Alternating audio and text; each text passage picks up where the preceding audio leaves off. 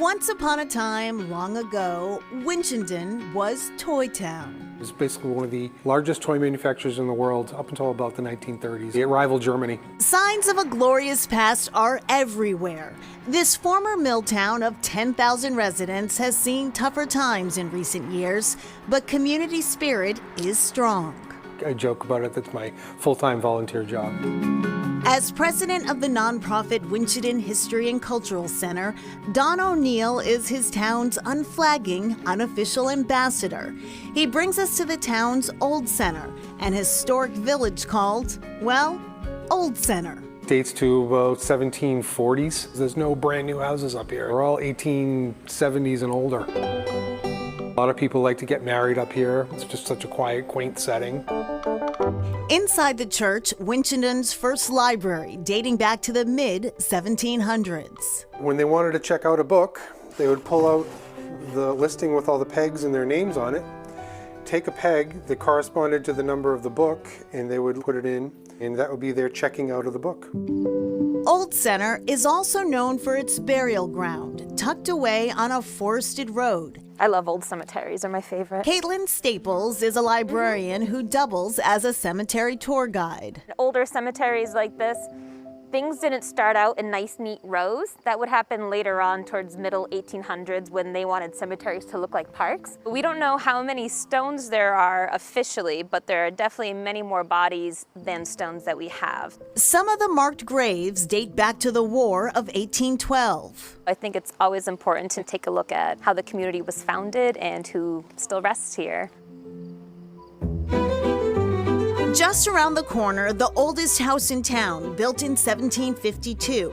This three-bedroom colonial was in foreclosure when Jennifer and James Hebert bought it. The floors were sagging and it was falling apart, inside and outside, all the rooms. The Heberts spent a year and a half carefully restoring the house, doing a lot of work themselves. Scraping wallpaper, yeah, Jen got very good at scraping the wallpaper. peeling the wooden panels down, Taking the paint off of the surrounds on some of the fireplaces. the woodwork. With dental tools. Among the couple's discoveries, a circus poster from the 1800s underneath the wallpaper, a beehive oven once used to keep meals warm, a mysterious walled-off tunnel in the basement. The guy that lived here before us thought some of the rooms were haunted, but when we got here, we didn't feel anything. If there are spirits, they're happy about what we did. The tour continues a few streets away from Old Center. These two mansions are owned by the History and Cultural Center. The Murdoch Whitney House is a perfectly preserved old world showstopper. The Isaac Morse House has a toy museum spanning several rooms. It also has a retro ice cream shop known as Seppi's. This shop is fabulous, though. People go crazy over it. Everything at Seppi's was donated, including this vintage fountain from a local store that closed after 100 years in business. Peggy Corbacero is vice president of the History and Cultural Center. The collections in the cases came from Don and myself. He collects the candy jars, and I collected glassware and ice cream things since I was 7. Corbacero says the center's many projects couldn't succeed without volunteers. Here, they get them young. I asked how old do you need to be to volunteer, and she was like, how old are you? Now 14 years old, Charlie Watson Fredette was 12 when he asked to help out at Seppi's. Just kidding with him, I said, and what is your business education?